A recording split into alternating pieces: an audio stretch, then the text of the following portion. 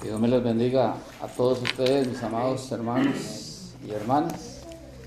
Le doy muchas gracias a nuestra hermana que me invitó a que hoy estuviera aquí con ustedes.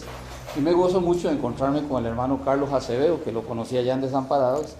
Y me es grato poderle ver, hermano. Gloria sea al Señor. Bien, ya habíamos orado, entonces vamos a abreviar el tiempo para que no se nos alargue mucho esto y poder tocar el puntito que traigo para hoy, para que el Señor nos dé su gloriosa bendición. En Génesis, en el capítulo 1, nosotros encontramos el relato de la creación. Hay diferentes tesis en los teólogos de diferentes grupos de credos o grupos religiosos sobre el relato de la creación. Unos dicen que cuando Dios decidió ordenar todo, ya la tierra existía desde antes, que no fue creada en ese momento. Otros dicen que fue creada en ese momento y que Dios la ordenó. Pero a mí lo que me interesa de esta creación que relata el libro de Génesis es en el capítulo 1, el versículo 26 en adelante, al 27, que dice así: entonces dijo Dios, hagamos al hombre a nuestra imagen. Aquí la palabra hagamos es del plural Elohim, que implica que hay más de uno, o sea, hay varias personas ahí. Entonces, los que creemos en la deidad del Padre, el Hijo y el Espíritu Santo, entendemos que ahí estaban las tres personas de esta deidad participando en la creación. Entonces dijo Dios, hagamos al hombre a nuestra imagen, conforme a nuestra semejanza, y señoree en los peces del mar, en las aves de los cielos, en las bestias de toda la tierra y en todo animal que se arrastra sobre la tierra. Y creó Dios al hombre a su imagen, a imagen de Dios lo creó, varón y hembra los creó. Ok, entonces aquí los que somos creyentes y no tenemos cuestionamiento hacia Dios y su palabra, sabemos fehacientemente que somos creación de Dios. Amén. Somos sus criaturas, pero seremos sus criaturas solamente nosotros los que estamos hoy aquí guardando el mandamiento de congregarnos en el día sábado, o es criatura todos los demás, aunque no creen en Dios, como por ejemplo los hindúes, los que adoran a Mahoma, los que adoran al Buda, los que adoran otras cosas que no es necesariamente a Jehová de los ejércitos, pues ellos también son criaturas. Perdón. Entonces, todos somos criaturas de Dios, todo ser humano, hombre y mujer, sin distingo de raza, sin distingo de color, sin distingo de condición social, todos somos criaturas de Dios. Y tenga esto bien presente, porque yo quiero llegar al otro punto, más luego vamos a llegar, donde todas las criaturas de Dios tenemos la opción de ser también redimidos por Dios.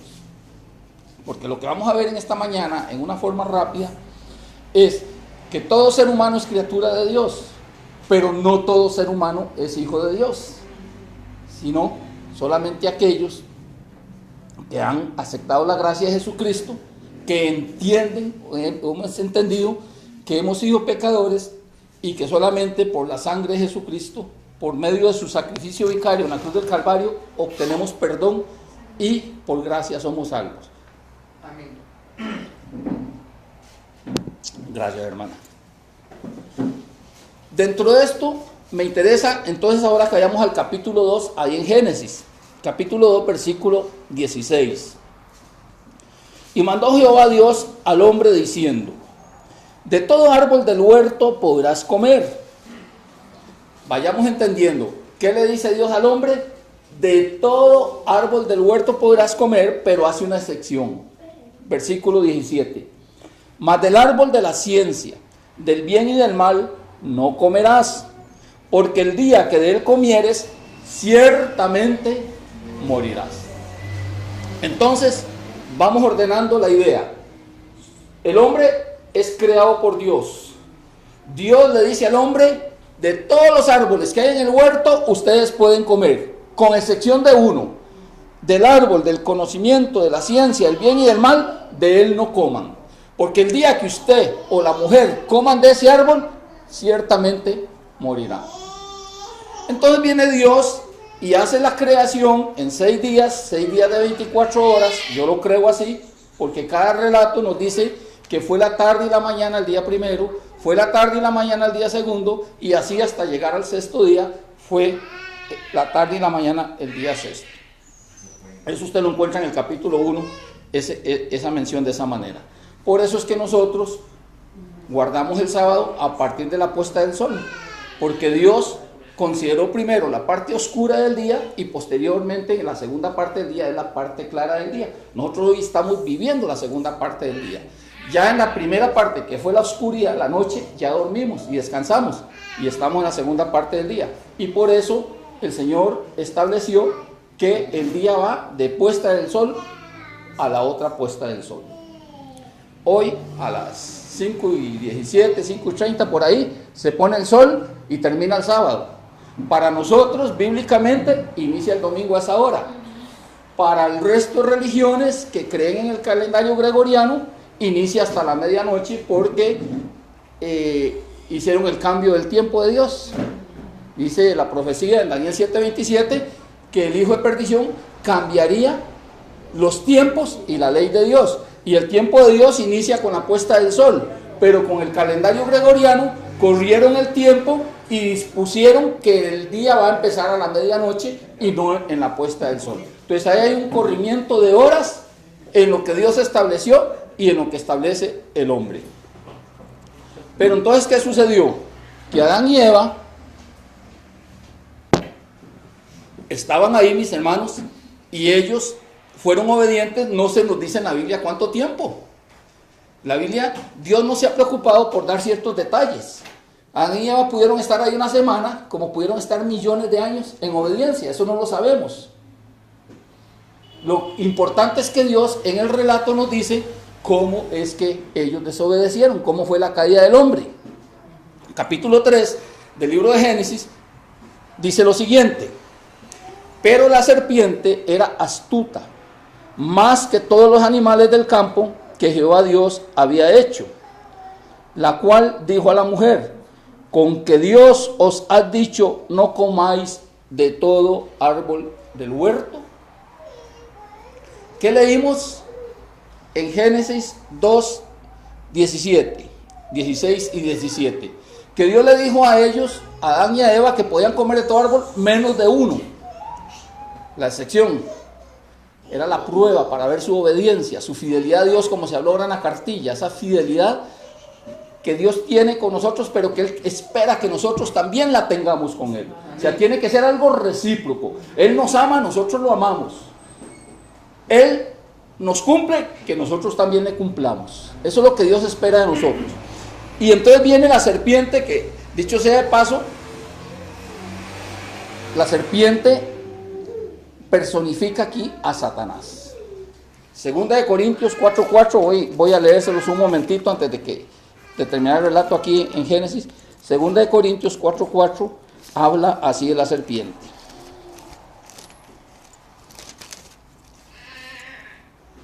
En los cuales el Dios de este siglo cegó el entendimiento de los incrédulos, para que no les resplandezca la luz del evangelio de la gloria de Cristo, el cual es la imagen de Dios. Ahora, el Dios de este siglo, ¿quién es? La serpiente antigua, Satanás. Porque si usted se va a... Me saldría mucho del tema, pero voy a mencionarle solo un versículo más. Hay mucho más, pero no quiero salirme del tema. Si ustedes se van a Apocalipsis 12, ustedes encuentran que en Apocalipsis 12 se nos aclara quién es esa serpiente. Dice ahí, en Apocalipsis... Perdón, déjenme acordarme la cita. Es que estoy en el otro. Aquí, en el 12:9. Y fue lanzado fuera el gran dragón, la serpiente antigua, que se llama Diablo y Satanás, el cual engaña al mundo entero, fue arrojado a la tierra y sus ángeles fueron arrojados con él. Esto después de una batalla celestial que hubo, donde Jesucristo peleó contra Satanás y lo echaron del cielo junto con los ángeles que desobedecieron y siguieron a Satanás. Pues bien, Satanás, como ya estaba en la tierra, estaba ahí en el Edén, que era parte de la tierra. Y entonces anda por ahí, como lo describe el apóstol Pablo, que andan las potestades de las tinieblas, anda ahí en los aires, él y todas sus huestes, tratando de engañar a la humanidad. Y entonces viene y le dice Satanás a la mujer: con que Dios os ha dicho, no comáis de todo árbol del huerto.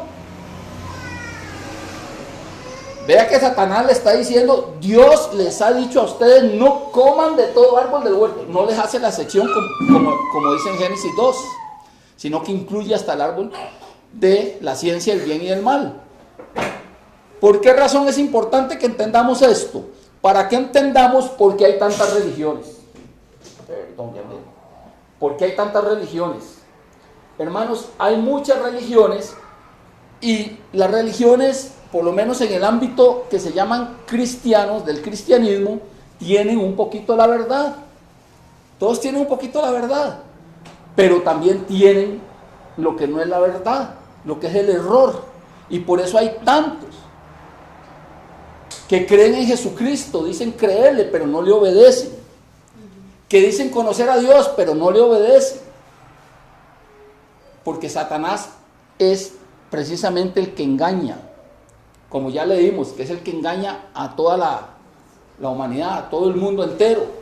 Y Jesucristo en Juan 8:44 lo dice, que Él es mentiroso y padre de mentira, y que no hay verdad en Él, y que cuando habla de suyo habla porque es mentiroso. Juan 8:44. Entonces aquí podemos entender que ya Satanás viene introduciendo verdad. Dios le dijo a Adán y a Eva, no pueden comer de los árboles del huerto menos de uno, porque el día que coman de ese morirán. Entonces viene la serpiente y le dice a Eva, con que Dios les dijo no coman de ninguno. Entonces viene Eva y empieza a darle la respuesta a Satanás, pero le va a dar una respuesta también distorsionada. Véalo en el versículo 2. Y la mujer respondió a la serpiente, del fruto de los árboles del huerto podemos comer, pero del fruto del árbol que está en medio del huerto, dijo Dios, no comeréis de él, ni le tocaréis, para que no muráis.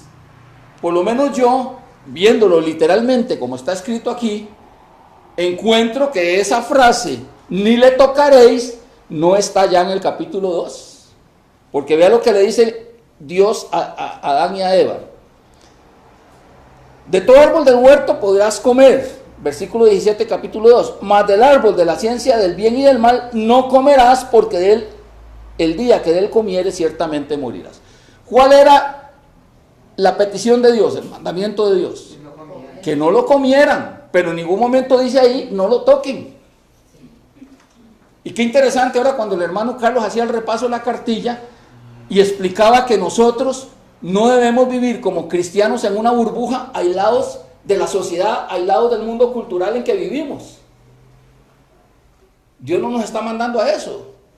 Estamos en el mundo, pero no somos del mundo, lo que dice Jesús. Debemos vivir en el mundo y ser luz en medio de las tinieblas, pero no aislarnos. Y aquí Dios no le está pidiendo a ellos aíslen el árbol. No, les dijo, no lo coman. Pero entonces ya la razón humana, para que entendamos por qué también hay tanto razonamiento humano religioso, la razón humana de Eva ya le agregó que Dios dijo que no lo toquen. Y entonces ya van distorsionando la verdad de Dios. ¿Y qué sucedió? Que entonces la serpiente dijo a la mujer, no moriréis. ¿Qué dijo Dios? Moriréis. ¿Qué dice Satanás? No moriréis. Ya viene, ahora sí, un confrontamiento directo en lo que dice Dios y en lo que dice Satanás. Dios dijo, morirán. Él dijo, no morirán. Y Eva creyó a la mentira, creyó al engaño, y entonces desobedece a su Padre Celestial y adopta entonces a un nuevo Padre Celestial. espiritual, perdón.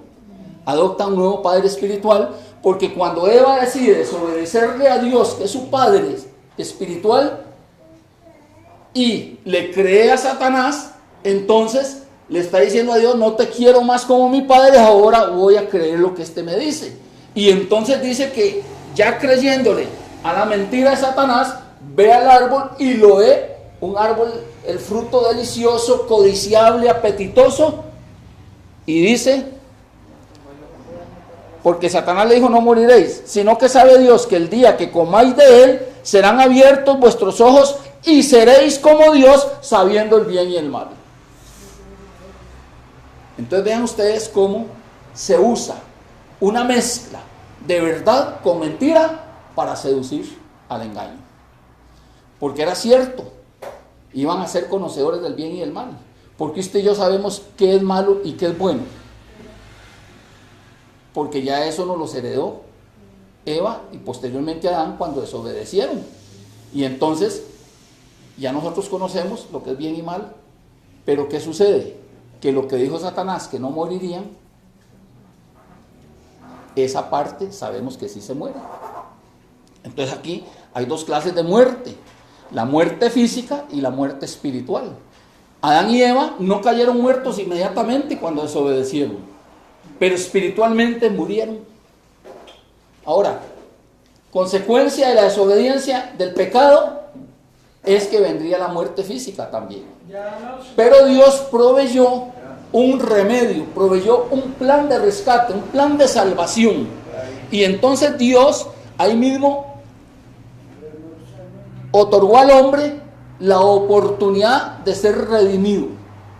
Entonces el Creador es el mismo Redentor, porque Dios provee el plan de salvación. Y el versículo clave, el versículo estrella que todos conocemos y que usan todos los predicadores en el mundo cristiano, adventistas o no adventistas, es Génesis 3:15. En Génesis 3:15, cuando Dios da esto, dice: y pondré enemistad entre ti y la mujer. Le está hablando a Satanás. Y pondré enemistad entre ti y la mujer, y entre tu simiente y la simiente suya. Esta te herirá en la cabeza y tú le herirás en el calcañar. Aquí está intrínseca la promesa de la simiente de Dios, que es Jesucristo. Y está también aquí la simiente de Satanás, que es el hombre en pecado, los pecadores. Entonces, mis amados hermanos, ya aquí estuvo la promesa. ¿Y cómo Dios solucionó esto? Haciendo la sustitución. La salvación, hermanos, tiene implícita una sustitución. ¿Cómo Adán y Eva no murieron inmediatamente allá en Edén, una vez que pecaron, que desobedecieron? Porque Dios dio un medio sustituto, que era un cordero, y un cordero por cada uno de ellos. Cuando Adán y Eva desobedecen, el relato en Génesis, sabemos que una vez que ellos desobedecieron, se les abrió sus ojos y se vieron desnudos. Antes no había malicia en ellos, pero con el pecado entró la malicia, entró el conocimiento, y corrieron a coger hojas de higuera y se vistieron para tapar su vergüenza, para ocultar su pecado. Y se fueron y se escondieron por allá detrás de unos arbustos, y cuando Dios viene y los busca, Dios sabe, hermanos, y Dios todo lo conoce, pero sin embargo Dios necesitaba confrontar a Adán y le hace la pregunta: ¿dónde estás tú? Ahí está en Génesis capítulo 3, versículo 9. Mas Jehová Dios llamó al hombre y le dijo: ¿dónde estás tú?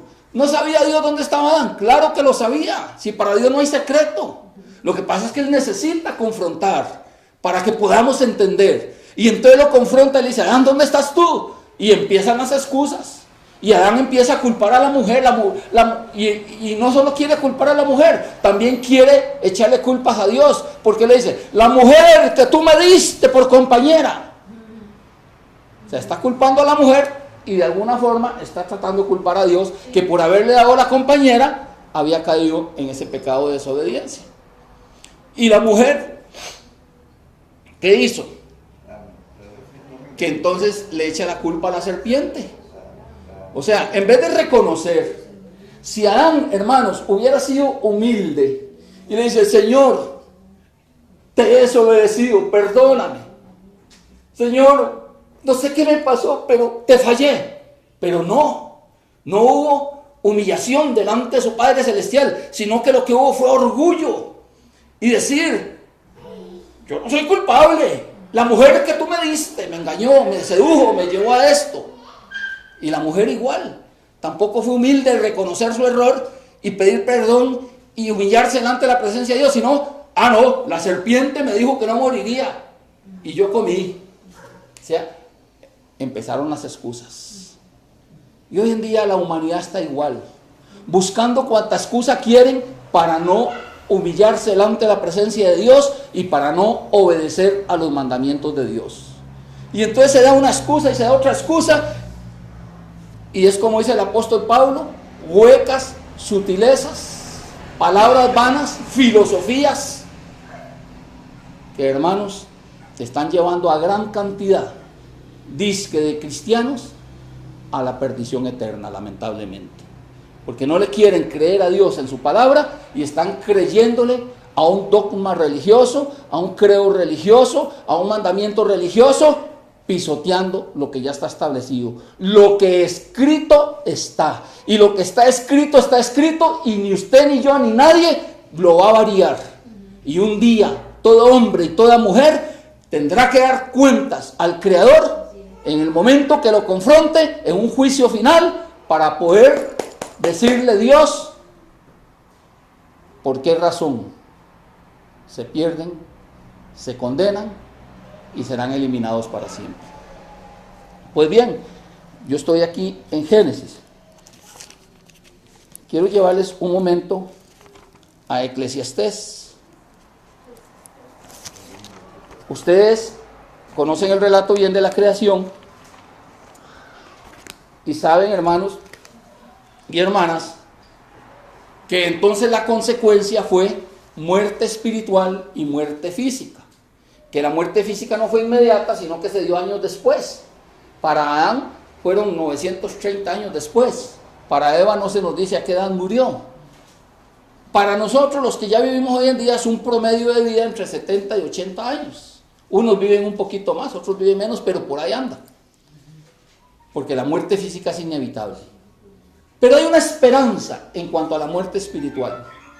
Y la esperanza es que quienes hemos estado muertos en delitos y pecados por desobediencia a Dios, obtenemos la vida eterna, regresamos a la vida, nacemos de nuevo en el mundo espiritual por medio de Jesucristo, de su muerte en la cruz del Calvario, de su sangre derramada, porque sin remisión de sangre no hay perdón de pecados.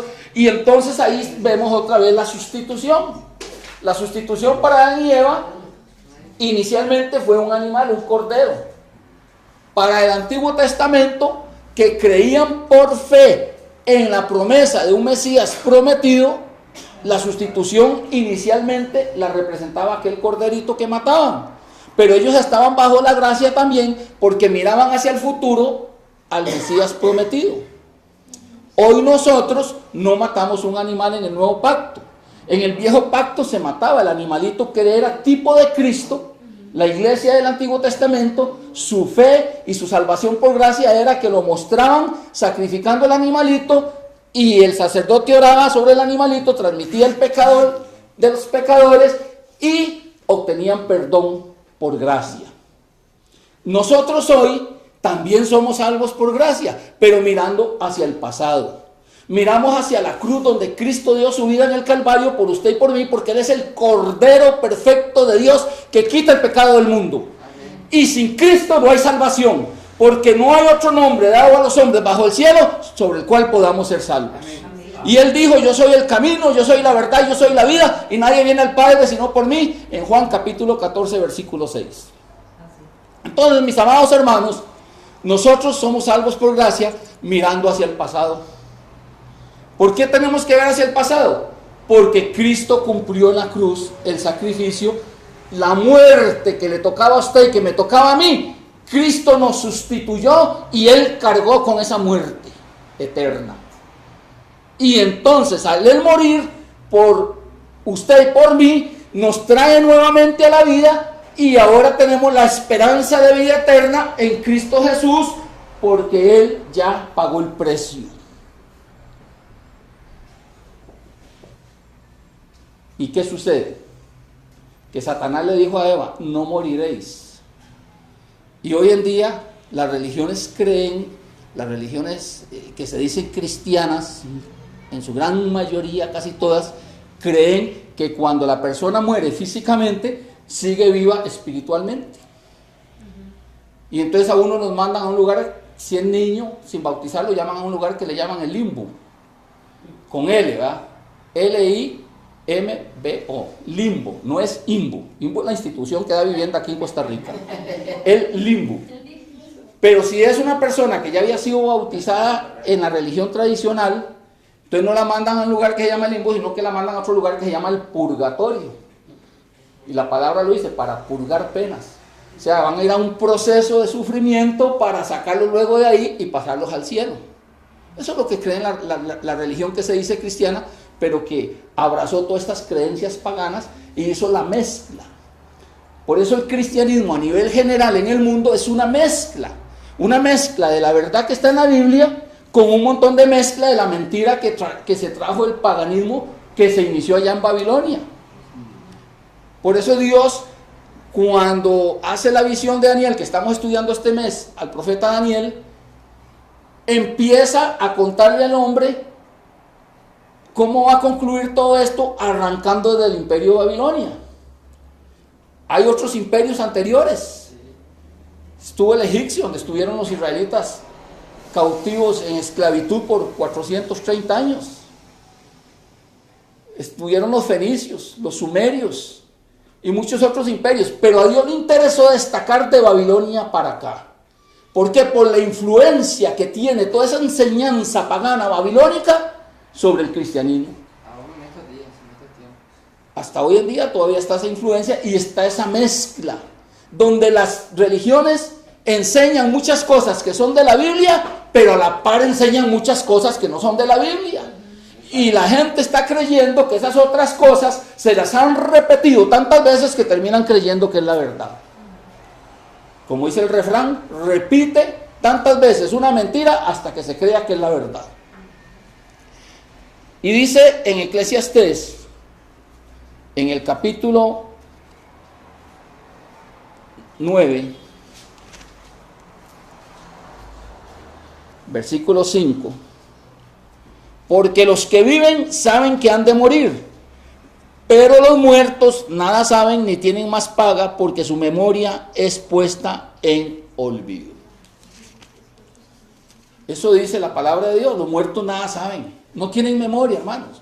Cuando una persona muere físicamente, indistintamente si esa persona va a ser resucitada para vida eterna en la primera resurrección o va a ser reservada para resucitar en la segunda resurrección para condenación, indistintamente en cuál resurrección sea levantada esa persona, de momento esa persona no está consciente de nada. El muerto está y no tiene conocimiento de nada. Ni están en el cielo los salvos, ni están en un infierno los condenados como se enseña, sino que están en un reposo permanente hasta que sean resucitados. ¿Cómo sucede esto? Ustedes ven en el relato de la creación que cuando Dios hace al hombre, toma polvo de la tierra y con sus manos forma al hombre, y aquel, cuando ya está formado el hombre de barro de la tierra, de polvo de la tierra, es un muñeco inerte, no tiene vida. ¿Cómo adquiere vida el hombre? Cuando Dios hace un soplo de aliento de vida sobre aquel muñeco de barro. Y entonces dice la palabra que cuando Dios sopla aliento de vida sobre aquella figura de barro, dice que fue el hombre un alma viviente. Pero hasta ese momento. Bueno, ahora aquí en Eclesiastés, vea el capítulo 12. Dice, capítulo 12, versículo 7, porque en realidad el libro el capítulo 12 de Eclesiastés está referido a la condición del hombre, ya en su vejez, porque dice, antes de que se oscurezca el sol, la luz y la luna y las estrellas y vuelvan las nubes tras la lluvia. Cuando temblarán los guardias de la casa y se encorvarán los hombres fuertes y cesarán los muchos las muelas porque han disminuido, las muelas se han caído y se oscurecerán los que miran por las ventanas. ¿Quiénes miran por las ventanas? Los ojos, estos son ventanitas. O sea, ahí está haciendo alusión en una forma metafórica. El predicador está describiendo al hombre en su vejez y cuando ya está para morir. Y vea lo que dice aquí en el versículo 7. Dice, y el polvo vuelva a la tierra como era, y el espíritu vuelva a Dios que lo dio. Entonces, cuando el hombre muere físicamente, el polvo vuelve a la tierra como es, como fue tomado. Polvo eres, polvo serás. Fue la sentencia de Dios por la desobediencia del hombre. Pero el aliento de vida, lo que es el espíritu, vuelve a Dios que lo dio. Ahora ustedes me preguntarán, don Johnny,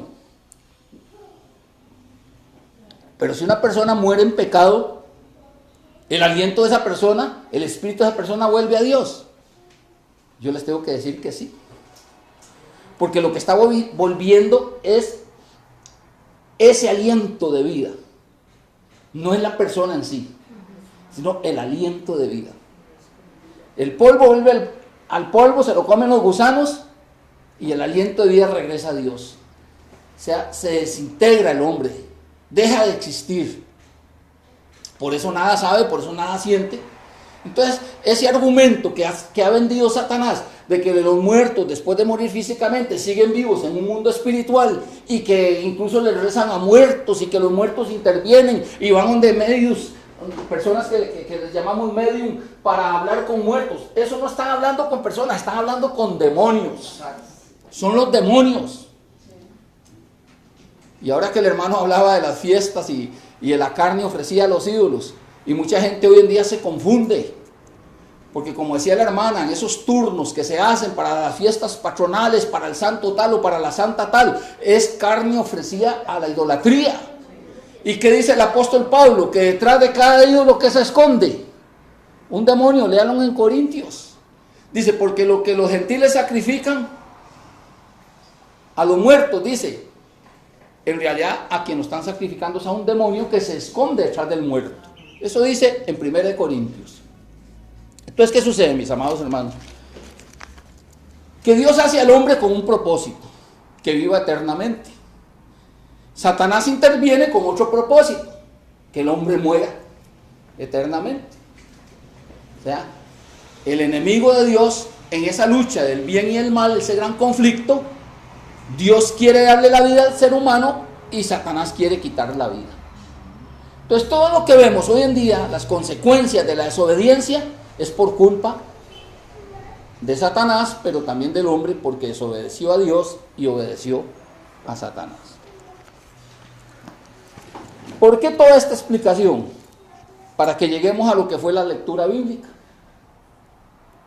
La lectura bíblica de hoy, que se dio en 1 Tesalonicenses, capítulo 4, si bien se leyó del 16 al 18, yo ahora voy a leer desde el 13, para que entendamos esto.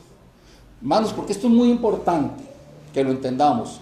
Lo que ya he explicado, con lo que voy a terminar de explicar, es importante que lo entendamos porque es un asunto de vida o de muerte. Nosotros no podemos jugar de religiosos, no podemos jugar de iglesita, tenemos que tener una vivencia real con Jesucristo, una fe incondicional en Cristo y en su santa palabra. De otra manera, no hay esperanza. Y dice aquí, se titula La venida del Señor. Tampoco queremos, hermanos, que ignoréis acerca de los que duermen.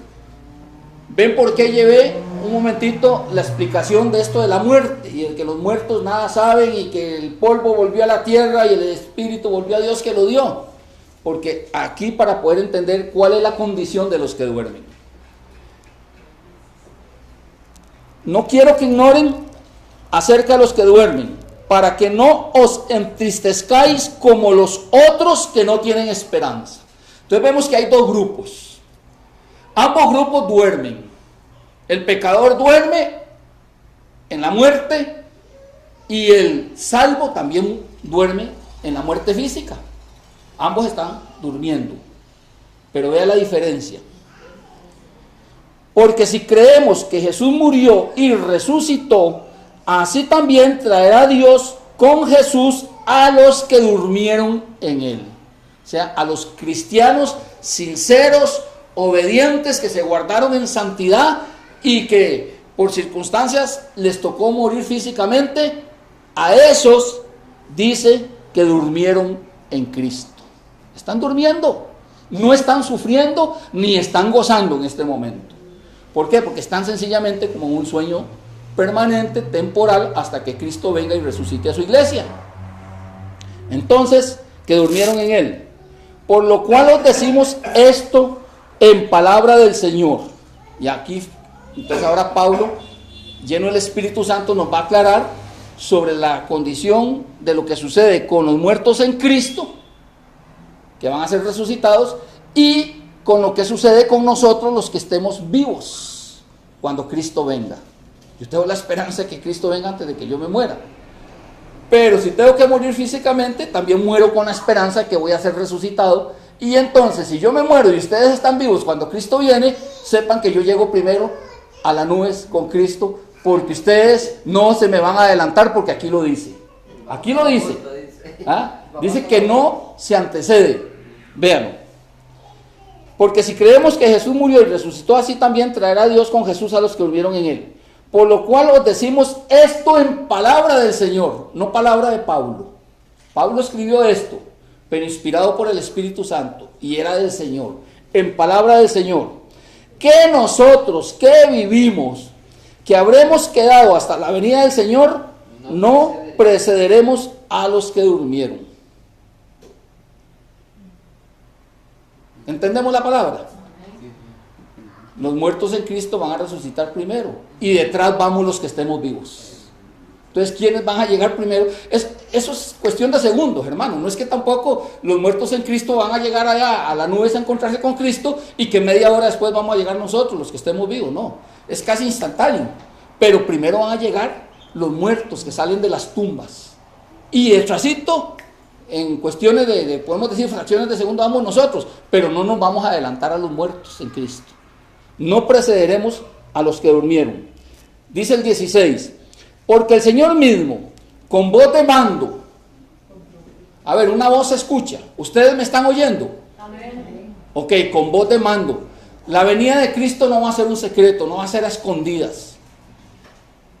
Yo antes creía que era así, pero gracias a Dios, Él me ha traído al entendimiento de que esto va a ser público y todo ojo lo verá. Dice Apocalipsis 1:7, dice que la venida de Cristo todo ojo le verá. Y en Hechos capítulo 2, aquellos ángeles le preguntan a los discípulos, varones, ¿qué estáis mirando hacia el cielo? A este mismo Jesús, así como lo habéis visto ir en las nubes, de la misma forma le veréis venir. O sea, que va a ser muy público. Pero Satanás quiere que crea que es algo secreto. ¿Por qué? Porque está, hermanos, profetizado que Satanás en el tiempo final va a engañar. Y por eso va a manifestar el anticristo, que se va a decir de que Él es Cristo que ya vino. Va a hacer señales y prodigios para que crean que Él es Cristo. Y va a engañar a muchos. Y entonces Él vendrá con voz de mando, con voz de arcángel y con trompeta de Dios. Imagínense en la bulla que hace una trompeta. Entonces Cristo va a anunciar su venida. Todo el mundo se va a dar cuenta que Cristo vino. Con trompeta de Dios descenderá del cielo, y los muertos en Cristo resucitarán primero. Pero solo los muertos en Cristo, porque los muertos sin Cristo no resucitan ahí. Ellos van a tener que esperar 1000 años más, que pase el milenio para resucitar, y eso es lo que se llama la segunda resurrección. Y en la segunda resurrección, lamentablemente, el que resucite en la segunda resurrección va a ser para muerte eterna. Eso es lo triste. Por eso, hermanos, hay que estar a cuentas con Dios para que si morimos, resucitemos en la primera resurrección y no quedarse para la segunda, porque es terrible quedarse para la segunda. Y dice, luego nosotros, ¿ve? Luego ¿qué es? Un después. Los muertos en Cristo resucitan primero, y luego nosotros, los que estemos vivos, dice, luego nosotros, los que vivimos, los que hayamos quedado, seremos arrebatados juntamente con ellos en las nubes para recibir al Señor en el aire. Y así estaremos siempre con el Señor, por tanto alentados los unos a los otros con estas palabras.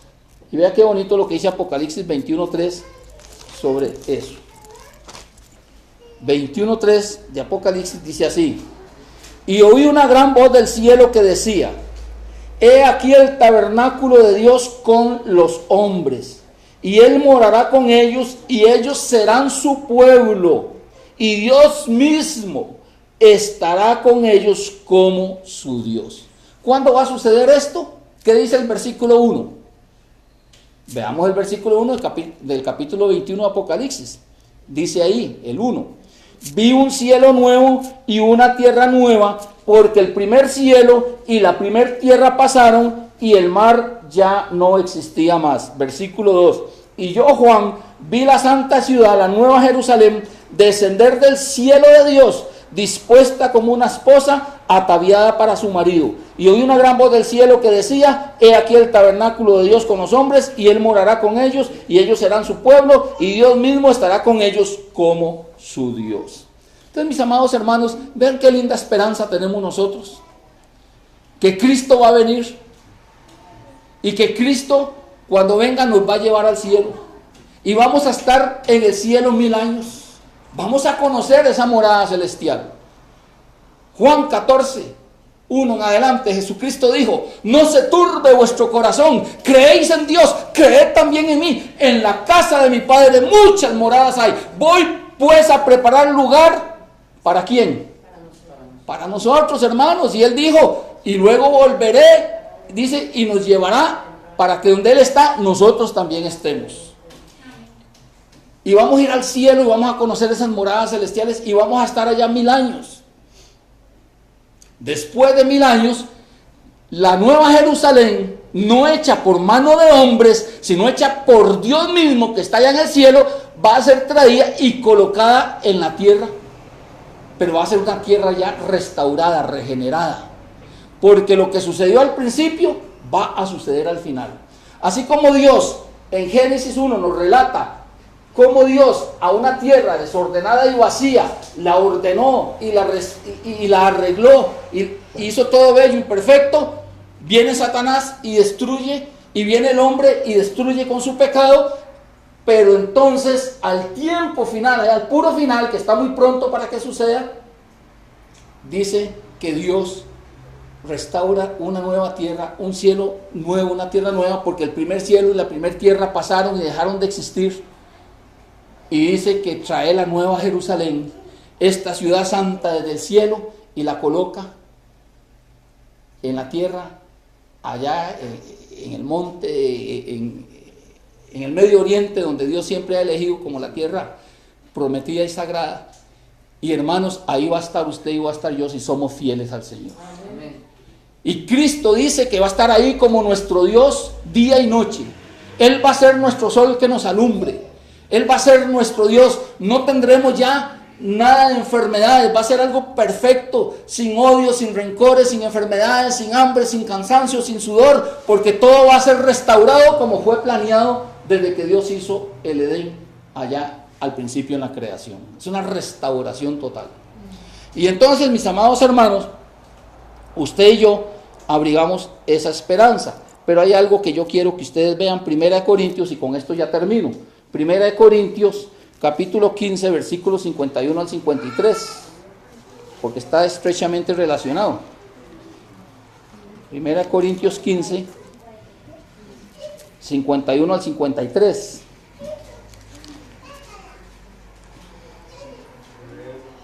Vea lo que nos dice el Espíritu Santo a través del apóstol Pablo.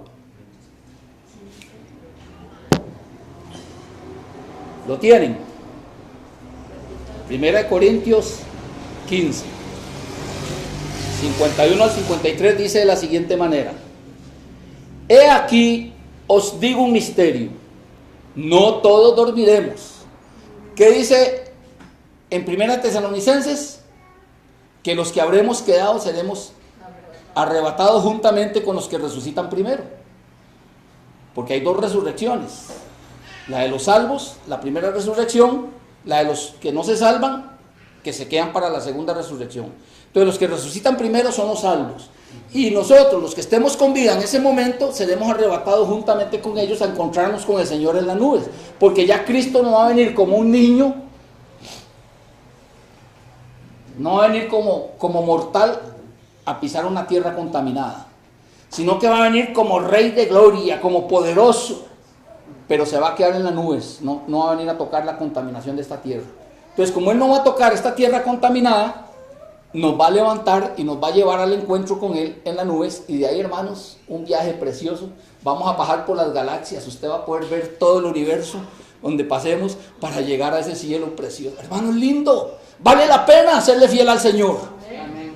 Ay, pero el diablo y la carne dicen que no, y quieren someternos a tener actitudes de desobediencia a Dios, porque el plan de Satanás es que la gente se condene, porque esa es como una venganza para él en contra de Dios, porque él no pudo hacer lo que él quería hacer en el cielo. Pero vea lo que dice aquí, versículo 51 del 15 de 1 Corintios. He aquí os digo un misterio, no todos dormiremos, o sea, algunos estaremos vivos en la venida de Cristo, pero todos seremos transformados. O sea, no crea que vamos así como estamos, subir a las nubes a encontrarnos con Cristo. Vamos a ser transformados. Pero vea qué interesante, vea el poder de Dios, qué lindo. Dice el 52, en un momento, en un abrir y cerrar de ojos. Vean mis ojos, hermanos, vean mis ojos. Yo los voy a cerrar y los voy a abrir. Vean la millonésima parte de un segundo con que lo hago, vean. ¿Lo vieron? Ni se nota. Pues en un abrir y cerrar de ojos, en ese lapso de tiempo, que es una millonésima de segundo, dice, en un momento, en un abrir y cerrar de ojos, a la final trompeta, porque se tocará la trompeta. Todo el mundo se va a dar cuenta que Cristo vino, porque la trompeta va a sonar, va a anunciar la venida de Jesús, y los muertos serán resucitados incorruptibles. El que murió con cáncer resucita sin cáncer. El que murió cojo resucita con sus 2 pies. El que murió tuerto resucita bien de su vista, de sus ojos. El que murió sin una mano resucita con sus 2 manos. Y como es carne física que está en este mundo corrupto, resucita con un cuerpo glorificado, sin pecado, perfecto, como fue el plan de Dios desde un principio. Dice, y los muertos serán resucitados incorruptibles, y nosotros, ¿quiénes somos nosotros? Los que estemos con vida, seremos transformados. Oiga, hermanos, ¿cómo vamos a ser transformados? En una millonésima de segundo, en un abrir y cerrar de ojos, usted y yo vamos a ser transformados para que un cuerpo nuevo, transformado, incorruptible, suba a las nubes al encuentro con su Señor. Porque es necesario que esto corruptible se vista de incorrupción y esto mortal se vista de inmortalidad. Esa es la promesa del Señor para usted y para mí. ¿Vale la pena creerle a Dios? ¿Vale la pena ser obediente a Dios? Pues bien, leímos en Apocalipsis que hay un cielo nuevo y una tierra nueva. Yo no voy a leer aquí porque es mucho, pero si usted abre su Biblia en Isaías, que lo puede hacer en su casa, Isaías 65, a partir del versículo 17, termina el capítulo 65 y pasa por todo el 66 hasta el final, está hablando de cielos nuevos y tierra nueva. Y está hablando de lo que va a entrar y lo que no va a entrar al cielo nuevo y a la tierra nueva. E incluso en Isaías 66, 17 habla, para el hermano que hizo la pregunta temprano, que los que comen ratón, los que comen cerdo o cosa abominable van a ser talados, van a ser desechados, porque talar es cortar, y no entrarán al cielo nuevo y a la tierra nueva. Pero ¿qué dice en el versículo 22 y 23? En el versículo 22 y 23 de Isaías 66, Jehová está hablando de que como los cielos nuevos y la tierra nueva que yo haré, que así permanecerá nuestra descendencia. Y dice en el 23, y vendrán todos de mes en mes y de día en día de reposo, o sea, de sábado en sábado, a adorar delante de la presencia de Dios. De mes en mes, porque vamos a comer del fruto del árbol de la vida. Tema para otro momento. y de sábado en sábado, porque se mantiene el mandamiento de guardar el sábado en conmemoración de que en 6 días hizo Jehová Dios los cielos y la tierra, y reposó el séptimo, y estableció el séptimo día como día de descanso para todo el universo. Ángeles y humanos, todos guardando el sábado para el Señor. Amén. Espero, hermanos, que usted haya entendido la idea de esta palabra, que la mastique bien, que la guarde, que la atesore en su corazón y que la ponga en desarrollo en su vida, porque es la única forma como nosotros vamos a estar en ese cielo nuevo y en esa tierra nueva. Recordando, sí, que la salvación no es por obras, no es porque usted guarde el sábado, no es porque usted deje comer cerdo, no es porque usted no adultere, no es porque usted no robe que usted es salvo. Usted es salvo porque Cristo proveyó la salvación, dando su vida, derramando su sangre para perdonarnos, que ya éramos pecadores. Pero una vez que nos ha perdonado, Él te dice: te perdono, vete y no peques más. O sea, no infrinja más mis mandamientos, porque si sigues infringiendo mis mandamientos, no te vas a salvar. Entonces, guardamos los mandamientos en obediencia a Dios para no pecar. Pero eso no es lo que nos salva. El que nos salva es Jesucristo, por medio de su sacrificio en la cruz del Calvario. Es el que nos da vida y vida en abundancia. Que el Señor me les bendiga, que el Señor me les guarde, y vamos a cantar el himno.